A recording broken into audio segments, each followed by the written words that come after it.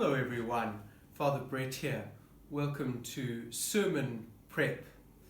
This is an opportunity for us to look at the readings and to reflect on some of the themes and important messages that we find there. This Sunday is the third Sunday of Lent in Year B. Just a note, on this Sunday we start the RCIA scrutinies. The first scrutiny takes place, and when the scrutiny is celebrated, the readings from Cycle A, Year A, are used. I will be doing sermon prep for the readings for Year B, even though when we celebrate the Rite, which will be at the 5 p.m. Saturday evening Mass this week, the readings for Year A will be read. Just a note so that you've got that in mind. Okay, so what are the readings for Year B? Okay, so the first reading is taken from the book of Exodus, chapter 20, verses 1 to 17. There is a shorter version given, but we'll read the full version at Mass this Sunday. So all 17 verses in chapter 20. And then the psalm very clearly relates to the first reading. It's Psalm 19, and the response, Lord, you have the words of eternal life. The second reading is taken from St. Paul's first letter to the Corinthians, chapter 1, verses 22 to 25. And then our Gospel is taken from St. John's Gospel this week. It's John 2, 13 to 25. And the Gospel is the story of the cleansing of the temple. You know, when Jesus got really angry with all the trading that was going on, and he made a cord, a whip, and he chased everybody out of the temple. That's what we read about today. It's interesting that all four Gospels, the three Synoptics and John's Gospel, have this story. So it must be a very important story. It must contain a really important message for us. There is a slight difference though. The three synoptic accounts, Matthew, Mark, and Luke, situate this cleansing of the temple near the end of their Gospels, so just before the passion, death, and resurrection of Jesus. And all three of them really seem to hint that this is one of the reasons that Jesus was disliked by the authorities and eventually was condemned to die. John, however, situates this story at the beginning. Look, chapter 2, the beginning of his Gospel. What is happening is that it is the Passover, a great festival and feast. And so people would come from all over to the temple to offer sacrifices. And so it would have been busy. It would have been a bit chaotic. And Jesus is obviously upset about what is going on. And so he drives the traders out. I think perhaps the most important line in this gospel is when Jesus talks about he himself being the, now I've got to find it, about himself being the temple. The Jews then said to him, "What sign have you to show us for doing this?"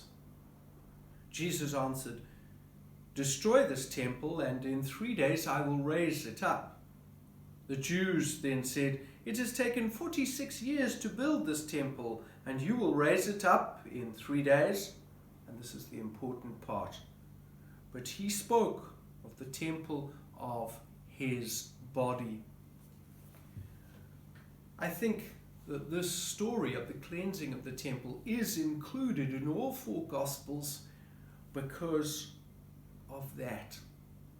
Jesus is the new temple. It is in Jesus that we find true worship. Remember when he spoke to the woman at the well, the Samaritan woman at the well, when they were talking about sacrifice and the temple in Jerusalem? He alluded to this, didn't he? It is in Jesus that we find our focus and our true meaning, not in all the other activities of temple worship and sacrifice offering. Jesus replaces that, doesn't he? And by doing so, he establishes a covenant. And that links us to the first reading. The first reading taken from the book of Exodus is the Decalogue, the 10 words, the 10 commandments.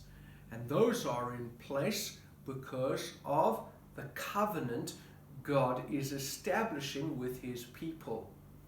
It is clear that God has done something for the people, and so the people respond. So that's about covenant, and Jesus giving himself, becoming the new temple, establishes with his sacrifice the new and everlasting covenant. So covenant is a theme that connects the two readings. If we look at the 10 commandments, we consider rules and laws and regulations. Now, the Jewish people, the Hebrew people, were not the only people to have laws, rules at that time. Surrounding nations and peoples also had rules. And some of them would have been phrased or worked in a very similar format. But what stands out very, very clearly in the 10 commandments is that God is intimately connected with his people. He is not a distant God. He is not a God ruling from some ivory palace. No, he is very much involved with the troubles and difficulties and challenges of his people. The laws hint at that the laws in fact make that plain. And the reason we can say that is because if you look at the 10 commandments, they are associated with worship, true. They are associated with the belief of the people in God and with their moral life. So all those three things are linked together. God is not only just concerned with one aspect.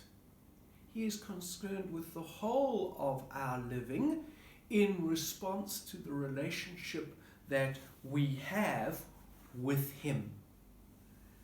That relationship that is formalized and established and made real in covenant. And so as we consider these laws, the Decalogue, the 10 commandments, which really form the center of all of the Old Testament and is mentioned by Jesus, as we know, in the New Testament, we know that this is important, very important, not just for the Hebrew people, the Jewish people, but for us too in covenant with Jesus. The second reading, taken from St. Paul's first letter to the Corinthians, it's right at the beginning, and it's clear Paul is rather anxious and perhaps a little bit frustrated with the Corinthians. And perhaps you don't know, but over 40, 50 years later, Pope Clement also writes to the Corinthians. And he also is clearly irritated and frustrated and anxious about the Corinthian church. Because just as in Paul's time, there were divisions huge divisions within the community. People wanting to advance themselves and be one up on their neighbor. Some thought they were special and others weren't so special. And so there is great division within the community at the time of Paul and later at the time of Pope St. Clement. And Paul writes to them and he speaks to them about the cross. And he's saying, that the power of God is exhibited in the death of Jesus on a cross. So it's not about power and position. God is not concerned with those. That's not how God operates. God operates in the humble and the weak and the small, so that even his son suffered and died. So that famous little verse, for the foolishness of God is wiser than men, and the weakness of God is stronger than men. So don't get caught up, Corinthians, in power and wealth and strength. That's not what God looks at. And so perhaps there's a very important lesson there for us, modern Christians.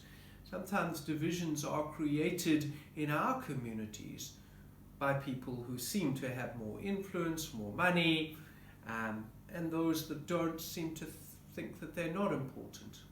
But that's not how God views things. Okay, so there are the readings for the third Sunday of Lent in Year B. I would say that the overarching theme is law that assists us to live our covenantal relationship with Jesus Christ, to be better disciples of Jesus. And we need, as disciples, to work together and be together. There are no divisions amongst us. I hope to see you on Sunday. I look forward to seeing you on Sunday. Of course, in person, we're now able to have 100 in the church. So if you haven't booked yet, please book your place.